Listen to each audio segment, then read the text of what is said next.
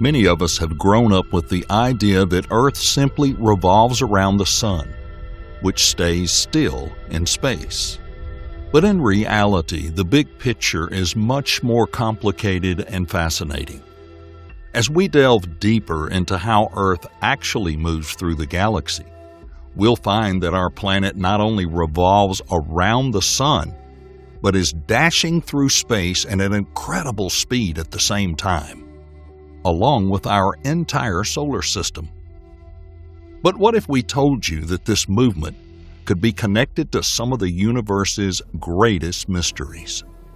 For instance, scientific hypothesis suggests that Earth's movement through the galaxy may expose us to cosmic rays, which would cause genetic mutations and contribute to the mass extinction of life. Furthermore, changes in our planet's orbit around the Sun may affect the environment, which could lead to catastrophic changes, such as another ice age. Understanding how our planet moves through the universe, we can appreciate our place in space more. We may even find clues to answer some of the bigger questions, such as how our galaxy formed and what the future holds for us.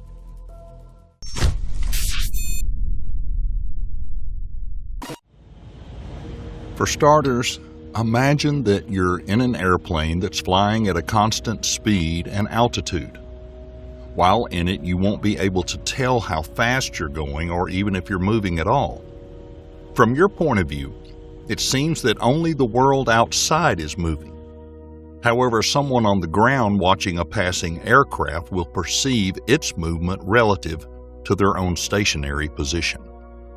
This outline, which was first outlined by Galileo Galilei in his 1632 book, The Dialogue Concerning the Two Chief World Systems, to express what we now call Galilean relativity or Galilean invariance.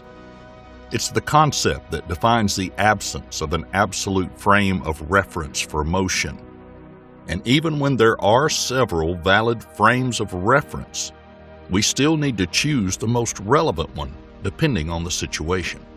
So how does this fit in with the idea of Earth's movement and the solar system as a whole? First, we need to determine the observation point. When viewed from within our star system, as we all know, the planets orbit the Sun. However, with a broader consideration of things, we can see a completely different picture. The solar system is constantly moving in a spiral through the expanse of our galaxy. One of the best-known examples of relative motion within our solar system is Earth's revolution around the Sun. Earth's orbit is not a perfect circle, but rather an ellipse with the Sun as one of its foci. That means that at some points in its orbit, Earth is closer to the Sun than at others. When Earth is closest to the Sun, it is said to be at perihelion, and that the farthest point in its orbit in relation to the Sun is known as aphelion. These 2 points occur at regular intervals. Earth reaches perihelion around January 3rd and aphelion around July 4th, which is evident with the seasonal changes of the weather. You know the usual depiction of the solar system, with the Sun in the center and the planets revolving around it. Well, that's not a completely accurate representation of the movement within our planetary system. You see, the planets don't just revolve around the Sun, but they also pull it in, causing it to shift. For example, the gas giants Jupiter and Saturn have a particularly strong gravitational influence on the Sun and Earth, which causes small changes in the shape and orientation of their orbits. When Jupiter and Saturn are even remotely lined up, they have a significant effect on all the bodies in the solar system. This effect is known as the perturbation of the outer planets. Over time, these subtle changes in Earth's orbit can accumulate, leading to long-term changes in the planet's climate and overall environment. These changes are known as Milankovitch cycles. One of the aspects of the Milankovitch cycles is the change in the tilt of the Earth's axis, which shifts from about 22 to 24.5 degrees in a cycle of about 41,000 years. This change in the planet's tilt affects the amount of solar radiation reaching different parts of the Earth's surface, which in turn can affect the timing and intensity of glaciation periods, ice ages. Based on these cycles, some scientists predict that in the relatively near future, a new ice age may begin on Earth, spanning across tens of thousands of years. However, it's important to note that the effects of an anthropogenic climate change are currently suppressing Earth's natural climate cycles, making it difficult to predict the exact timing and intensity of future ice ages.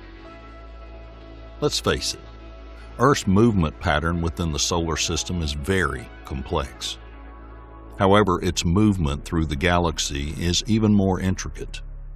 The Milky Way galaxy is a massive and complex system which includes a vast amount of stars, gas, and dust, spanning across over 100,000 light-years in diameter. One of the most exciting aspects of our galaxy is its rotation. Like a huge spinning windmill, the galaxy's spiral arms trail along as it spins. This rotation makes the stars and gas in the galaxy move in circular orbits around the galactic center. Earth is located in one of the spiral arms of the galaxy, about 25,000 light-years from its center. In the solar system, there are only a few bodies that have to be taken into account in terms of gravity, and the Sun is the dominant celestial body in this gravitational field. In contrast, the Milky Way's gravitational field has no dominant object. Instead, everything revolves within the total gravitational fields of everything else. This makes tracking the motion of the galaxy's components a difficult but rewarding task, allowing us to learn a wealth of information about the complex structure of our galaxy. Just as Earth orbits the Sun revolves around the center of the Milky Way galaxy at a speed of about 143 miles per second, completing one orbit in almost 230 million years. This cosmic journey takes the Sun, and therefore also Earth, through different regions of the galaxy and introduces us to different cosmic environments. Interestingly, the stars in the inner regions of the galaxy move faster than the stars in the outer regions due to the fact that the parts closer to the center of the galaxy have more mass and therefore a stronger gravitational pull. This difference in speed is akin to the way planets closer to the Sun move faster along their orbits than those farther away. Determining the speed of the Sun relative to the center of the galaxy involves searching for new, young stars that have only recently formed and are therefore still in their birth orbit. Next, taking an average of how these stars move relative to us, we can deduct that the Sun is drifting forward at the speed of about 3.1 miles per second, in towards the galactic center at a speed of about 5 miles per second, and up and out of the galactic disk at about 4.4 miles per second. This small, peculiar motion has huge implications for the path that the Sun and solar system take through the galaxy. The orbit of the Sun around the center of the galaxy is not perfectly circular either. Instead, it follows a slightly elliptical path, oscillating above and below the galactic plane. It completes a full oscillation approximately once every 60 million years. This movement is influenced by the gravitational pull of other stars, gas clouds, and dark matter in the galaxy. We're currently several dozen light years above the middle plane of the galactic disk. Although it's difficult to determine exactly where the center is. Since there is more matter below us than above us, the gravity of the disk slows the upward movement, and in a few million years we'll be about 300 light years above the center of the disk before our upward movement slows to a complete halt and we begin to descend. The vertical oscillation is more than just a peculiar phenomenon. Some astronomers support the Shiva hypothesis and believe that it can be directly related to mass extinctions on Earth. Since the center of the disk is a more dangerous place for the solar system due to the higher density of stars and the radiation they emit. The motion of the galaxy's spiral arms is not yet fully studied, but is theorized to be caused by a combination of factors. One of them is the gravity of other galaxies in the local group, the cluster of galaxies that includes the Milky Way. Another factor is the existence of density waves, which are believed to propagate across the galactic disk like ripples in a pond. These waves can force stars and gas in and out of the spiral arms, potentially affecting the environment and living conditions on Earth as we pass through these regions. For example, as the Earth passes through an area of higher density, there may be more cosmic rays and other high-energy particles reaching the surface of our planet. This could have implications for our climate, atmospheric chemistry, and even the evolution of life on Earth. As we discussed previously, the Sun is not stationary. It moves through the Milky Way galaxy, dragging Earth and the other planets along with it. However, the Sun is not the only moving object. All other stars in the galaxy are also in motion.